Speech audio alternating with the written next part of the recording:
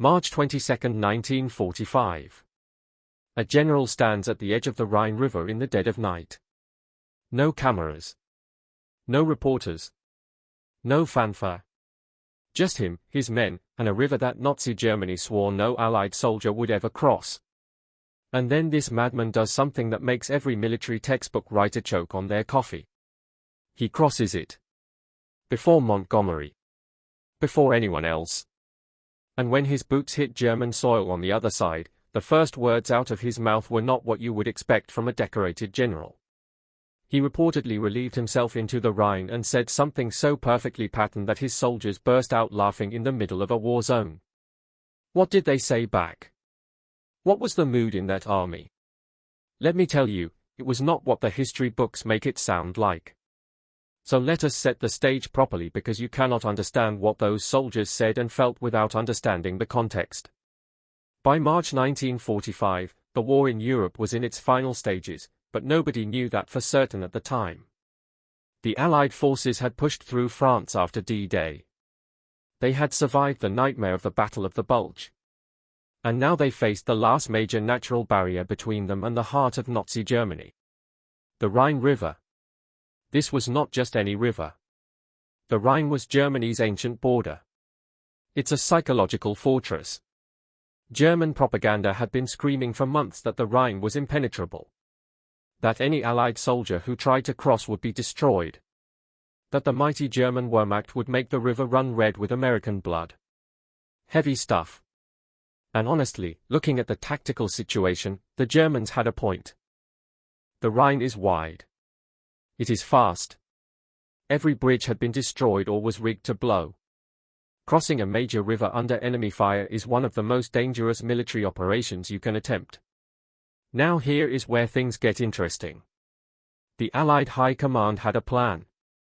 Field Marshal Bernard Montgomery, the British commander, was supposed to lead the main crossing. Operation Plunder was scheduled for March 24, 1945. It was going to be massive. Thousands of boats. Airborne drops.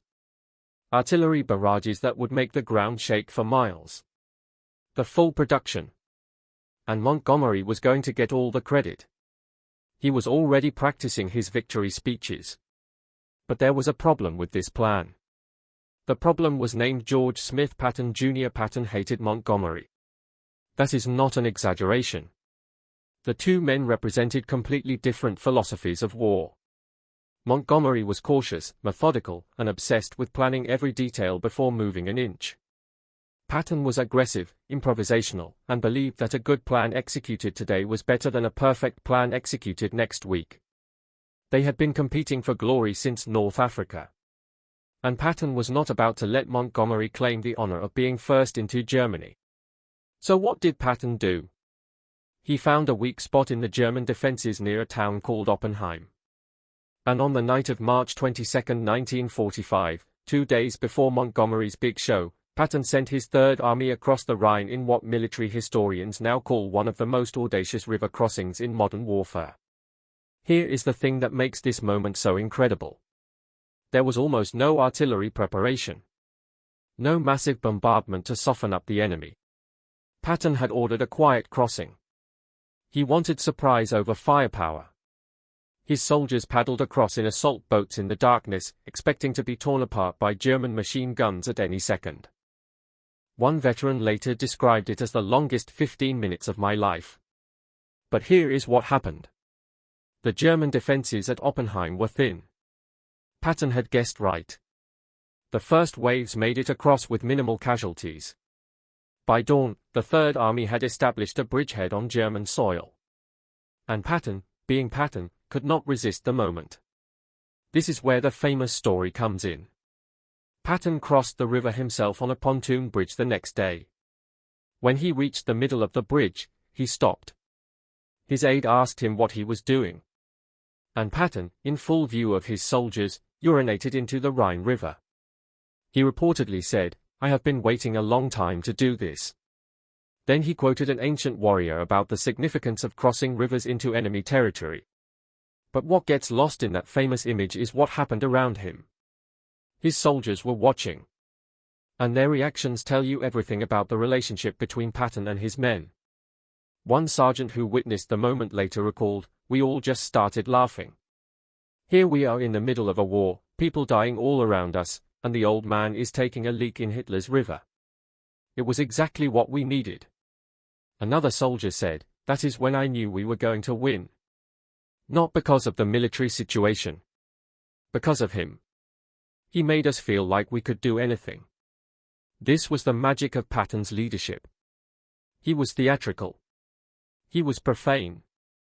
He was politically incorrect by any standard. But he made his soldiers feel invincible. And that feeling, that absolute confidence, was worth more than extra tanks or ammunition.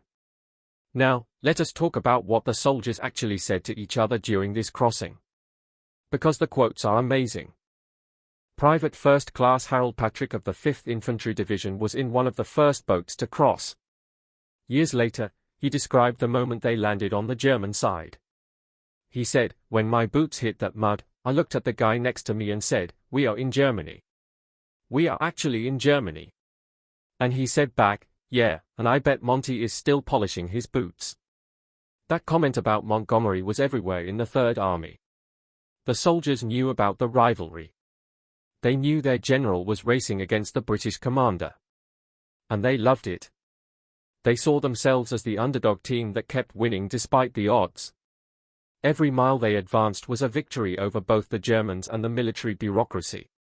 Another soldier, Corporal James Mitchell, wrote in a letter home that was later published in a collection of wartime correspondence. He wrote, "The general came by our position today. He stood there in his fancy uniform with those pistols on his hips and told us we were making history. He said the Germans thought the Rhine would stop us. He said Montgomery thought he would be first. Then he smiled that wolf smile of his and said, 'Gentlemen, we proved them all wrong. I would follow that man into hell.'" That phrase, "I would follow that man into hell," comes up again and again in soldiers' accounts from the Third Army. It represents something important. Patton had earned a loyalty that went beyond normal military obedience. His soldiers genuinely believed in him. They had seen him deliver victory after victory. They had watched him visit the front lines in person, something many generals never did. They had heard him speak directly to them in language they understood, not sanitized official statements but real, profane, soldier talk. But here is where the story gets more complex. Not everyone in Patton's army was a diehard fan. The same aggressive style that won battles also cost lives. Patton's insistence on constant forward movement meant that supply lines were always stretched thin. Soldiers sometimes went without proper food, fuel, or ammunition because they had advanced faster than the logistics could keep up. Private Robert Harrison, who served in the 4th Armored Division, gave an interview in the 1970s where he said something revealing. He said, "Did I admire Patton? Absolutely. Did I curse his name when we ran out of gas in the middle of nowhere? Also absolutely. The old man pushed us hard. Sometimes too hard. But you know what? We won. We always won. So I guess he knew what he was doing." This tension, between admiration and exhaustion, between pride and frustration, defined the Third Army experience. The soldiers were not mindless followers.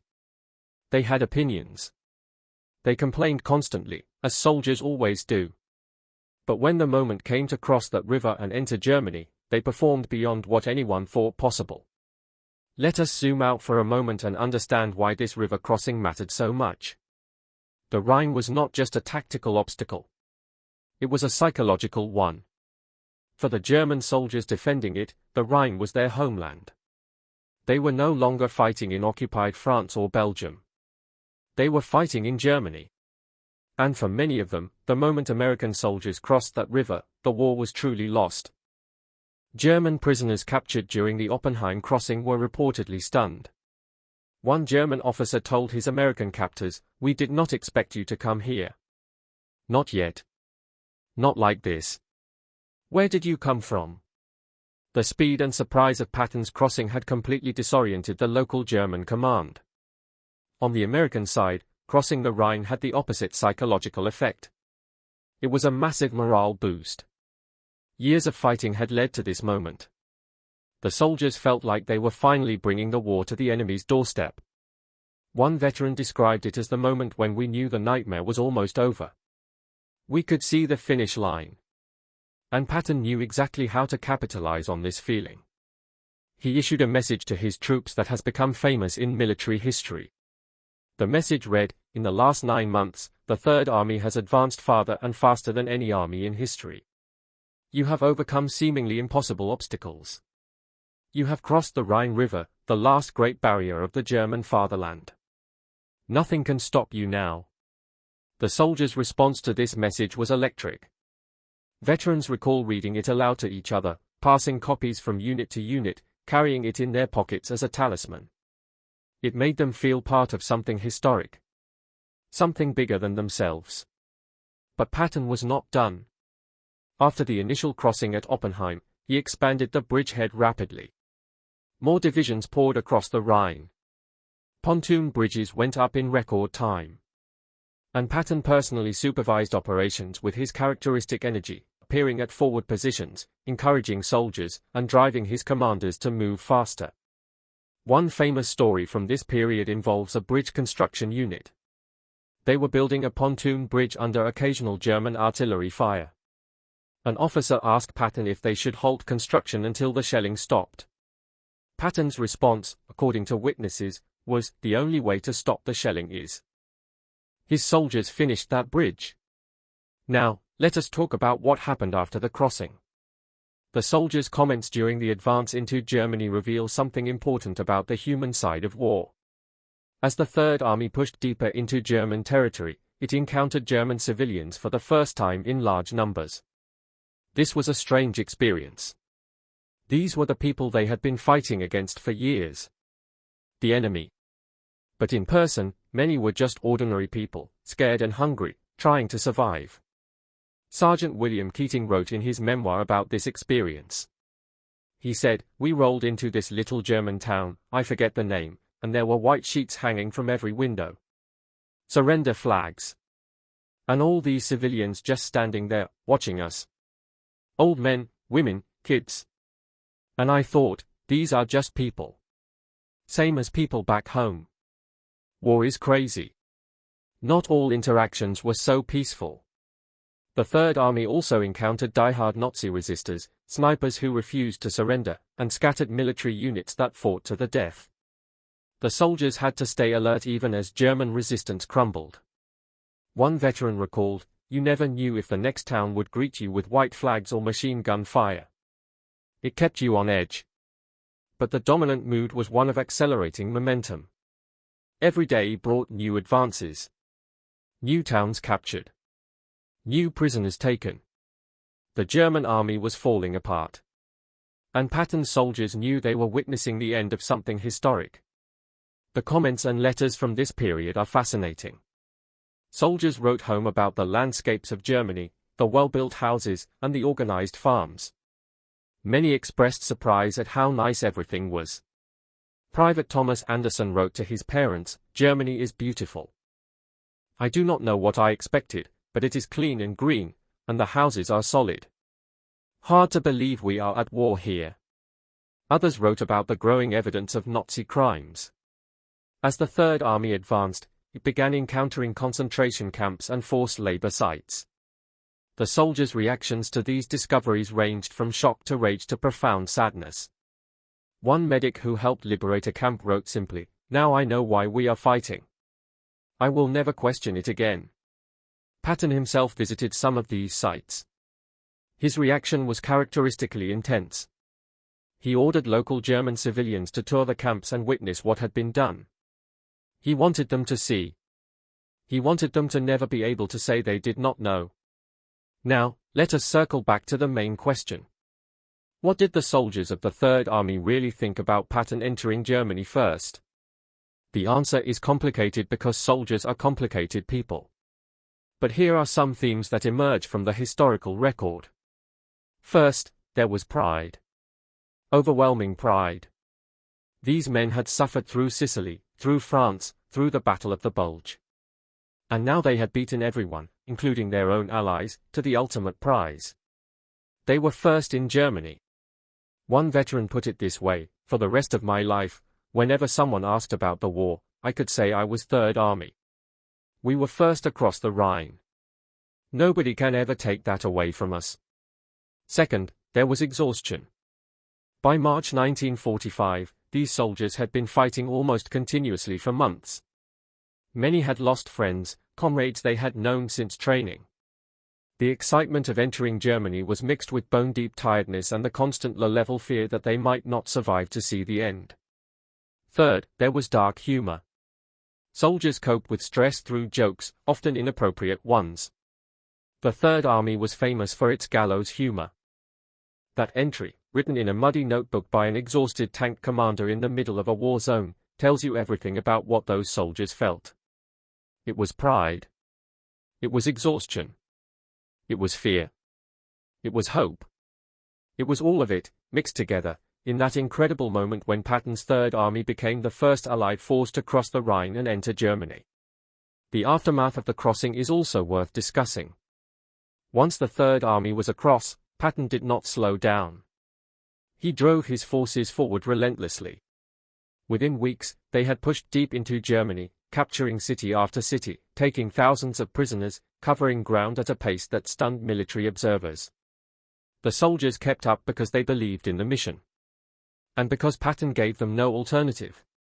One sergeant wrote, "The old man said we would be in Berlin before the Russians. I do not know if that is possible. But I know we are going to try like hell." In the end, the Third Army did not make it to Berlin. Political decisions at the highest levels held them back, allowing the Soviets to capture the German capital. This decision frustrated Patton immensely. He believed his forces could have gotten there first. Many of his soldiers agreed. But even without taking Berlin, the Third Army's accomplishments were staggering.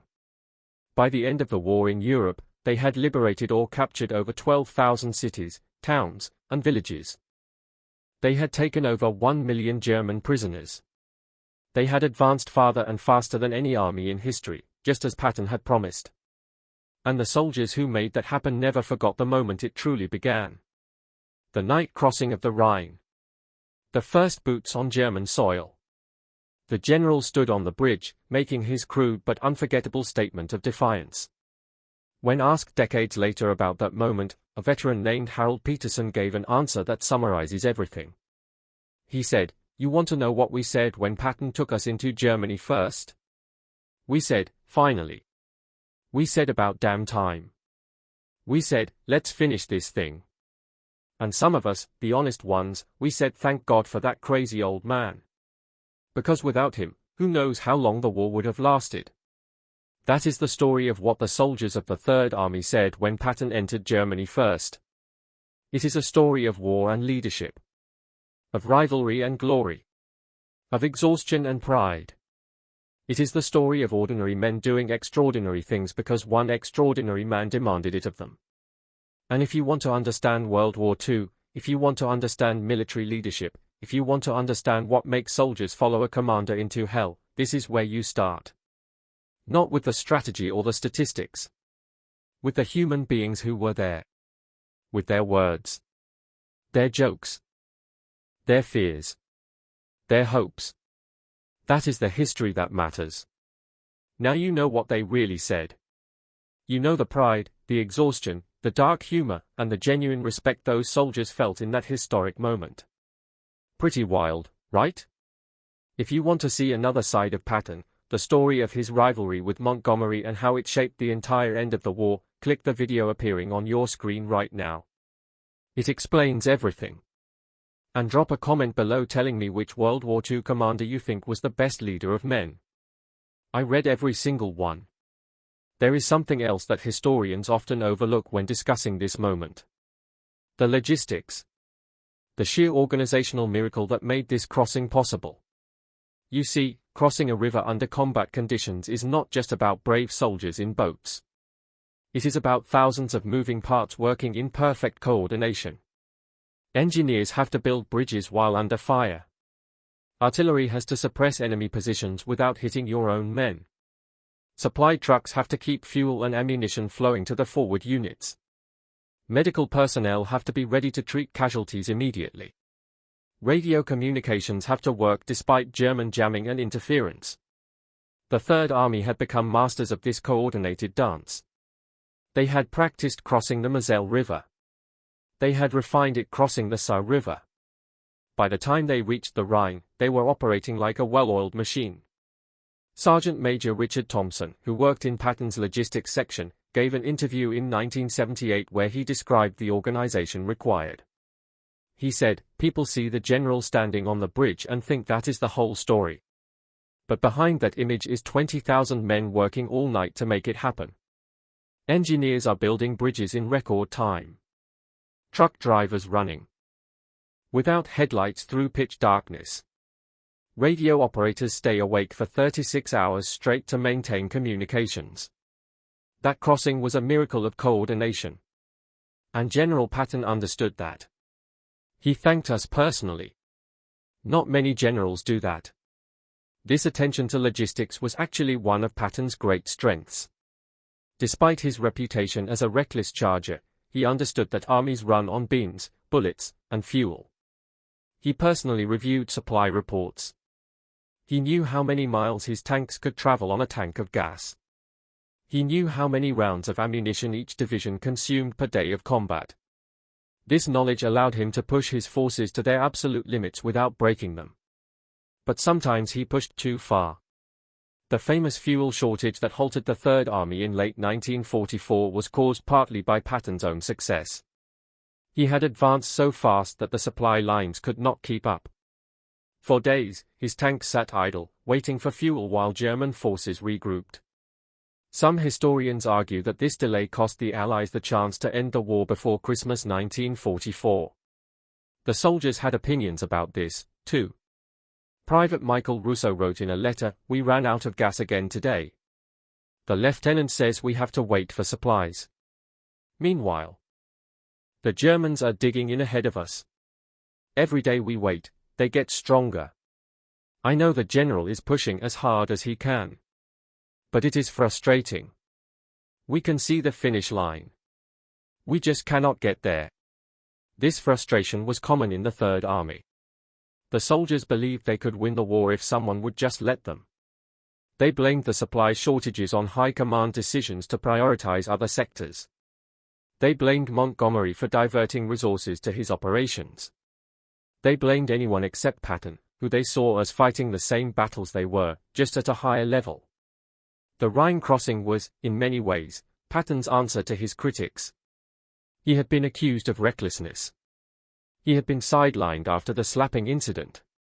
He had been forced to watch Montgomery get priority for men and equipment. And now he had beaten everyone to the prize. He had proven that his methods worked. The soldiers felt vindicated, too.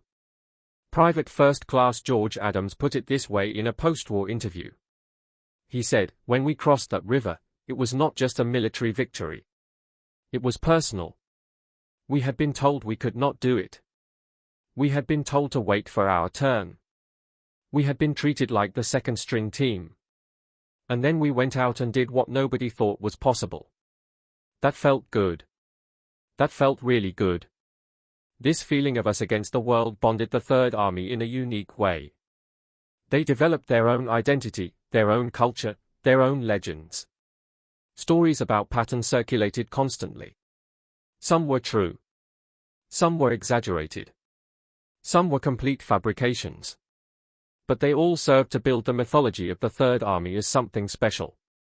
One popular story involved Patton's response to a pessimistic intelligence briefing.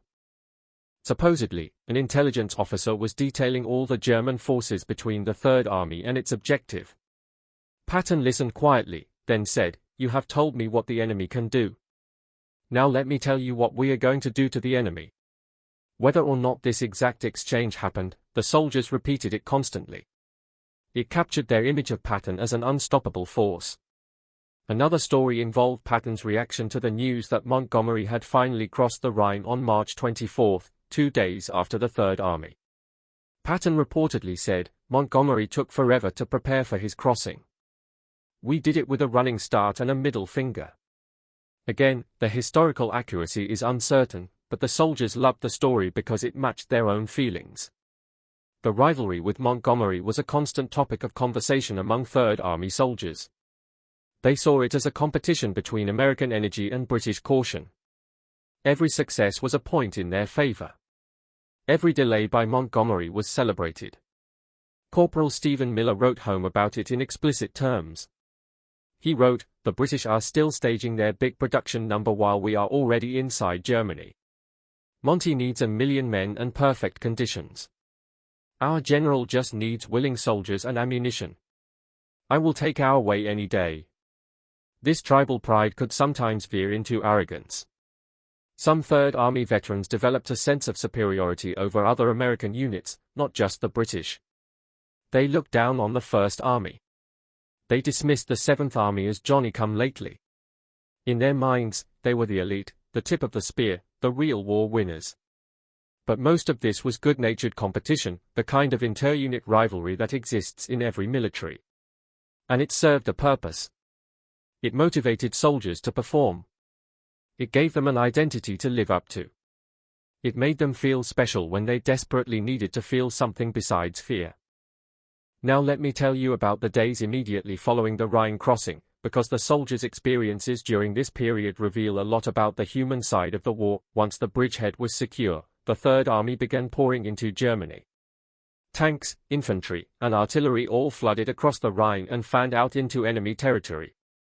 The advance was rapid, sometimes covering 30 or 40 miles in a single day. German resistance was sporadic and uncoordinated. The Wehrmacht was disintegrating. The soldiers experienced this collapse firsthand. They encountered German military units that surrendered en masse, sometimes thousands at a time. They found abandoned equipment, weapons, and vehicles, all left behind by retreating forces. They captured supply depots full of food and ammunition. One soldier joked that the German army was providing better logistics than their own supply line. But there were also moments of danger. Not all German units surrendered willingly. SS units in particular often fought to the death.